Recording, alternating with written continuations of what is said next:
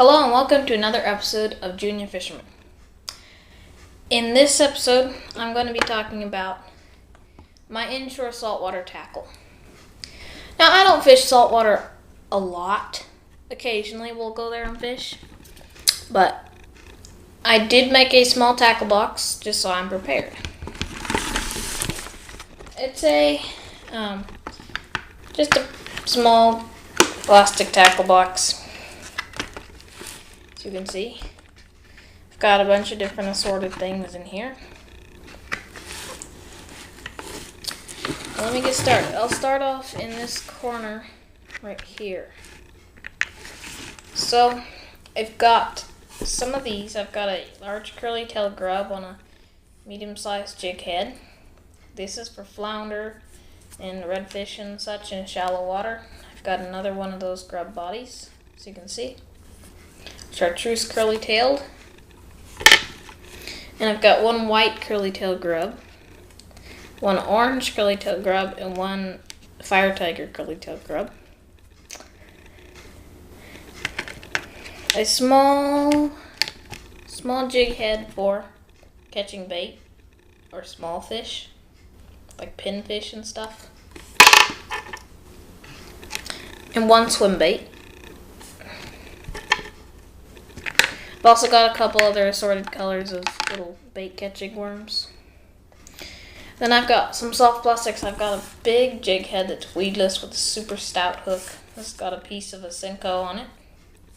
I've got one watermelon worm, two Cabela's Fisherman Series, little 4 or 5 inch kicker tail worms, and they've got their silver minnow color. And I have a couple more of these trimmed Senkos. Actually, they're the Strike King Stickos. Got a curly-tailed little minnow bait here.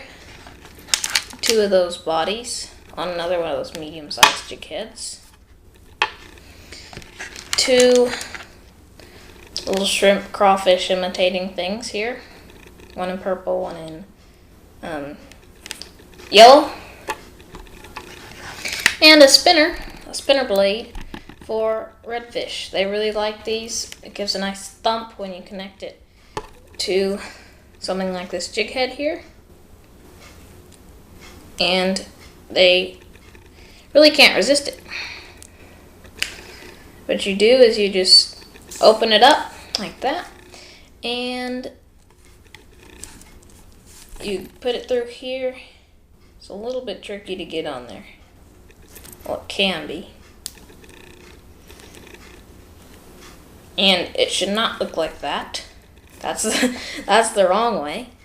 And let me get that on there. It can be a little bit tricky to put on. I'll just put it on there real fast. There we go. I want it to look like that. And now this gives some thump, plus this little curly-tailed grub is what they see, and they really like that. I've got some lures. Got a Rapala deep diving crankbait. It's got a lot of rattles in it, sort of a baitfish color. Actually, it's got a lot of detail and looking like it's bleeding. Really good little bait. Actually, not so little. And quite a few others. I've got, starting at the end of this chain, two lipless crankbaits, one in this baitfish color, and the other in silver. Silver is a really good color. A Rebel popper. I upgraded the treble hooks, as you can see, for saltwater fishing. Those can be fun to fish. A spinner. This is actually a rooster tail, and it's a baitfish color. A Rapala original minnow, floating minnow, smaller baitfish bait, and this one, which is sort of a shrimp crawfish imitating crankbait. Those are my lures.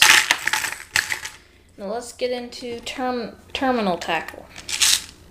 Got bait holder hooks. I've got this size here and this size.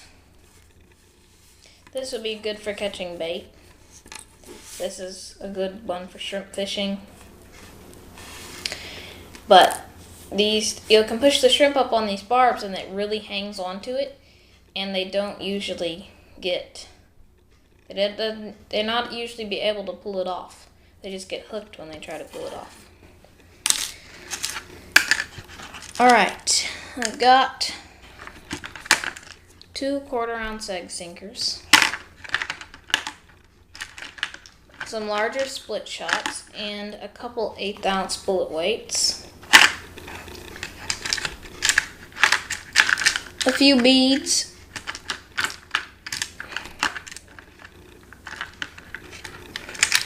and at the moment I only have 1 heavy snap swivel in there. I'm going to put another one in there, another 1 or 2 heavy snap swivels in there, but I've only got this one in there at the moment. I've got my bigger hooks. I've got a couple heavy worm hooks, these outer EWG hooks right here, and a couple 4/0 Kale hooks. These are going to be my main ones for pier fishing, because if you look at this down here, my biggest bait holder, and these are a good size hook, but saltwater fish really don't have any problem eating this. This hook could, it would not be likely to, but it could bend out if I try to lift a fish up onto a pier. This hook, I can almost promise you, is not going to bend out on the fish that we catch. I can lift a good sized fish, this is a stout hook, up onto a pier with this. Not worry about the hook straightening. And I got a couple large bobbers, not too large. This is a good size. Here's a little bit bigger one. And I've got my surf weights. Believe it or not, these are only 1/8 ounce. They're a banana shaped weight, which holds in the ground pretty well with this wire. It's snagless, but I think this wire and the shape is going to help hold once you get past the breakers, because the undertow is so strong that it really holds your bait there. Your bait doesn't move around a lot. So those are my surf weights. Got 2 of them. These are actually 3/8 ounce. Sorry, not 1/8, 3/8. So good little baits. Good little weights for surf fishing. And I've got 2. I think these are 3/16 ounce bell weights. 3 Berkeley Power Bait power minnows, or 2.5-inch minnows right there, for if the fish want something a little more natural looking on those jig heads. A pair of hospital hemostats, really good for if you get toothy fish, you don't want to stick your fingers in there, twist the hook out, and they're free. And my fish measurer. I'm going to bring my scale. This is not a very good scale. It's a spring scale. They're not as accurate. And my tape measure for fishing that measures fish up to 2 feet long. Alright.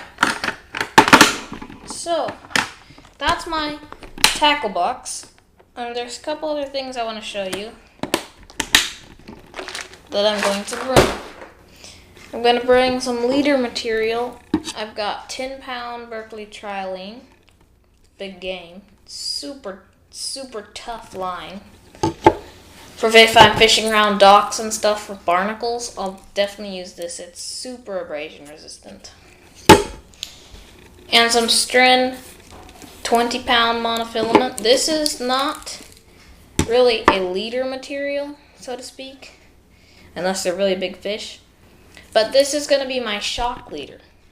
A shock leader is a piece of line that's connected to your main line, and it's long enough to reel 6 times around your spool.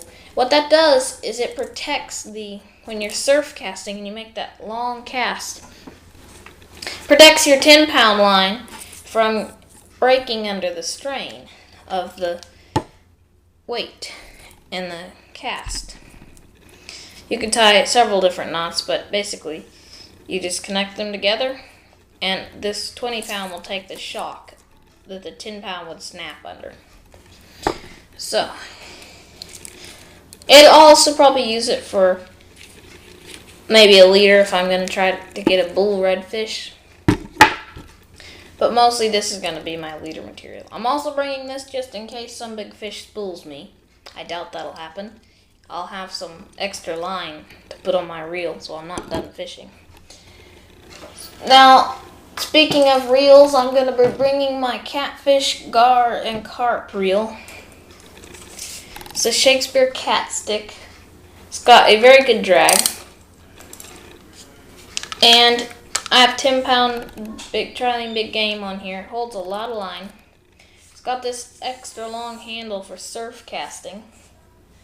And it's I believe it's a 7-foot rod, medium action. It's more medium heavy.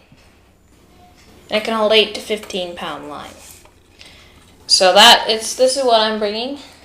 Right now on here, I just got a float rig for catfishing, mostly gar. Right here, slip bobber rig.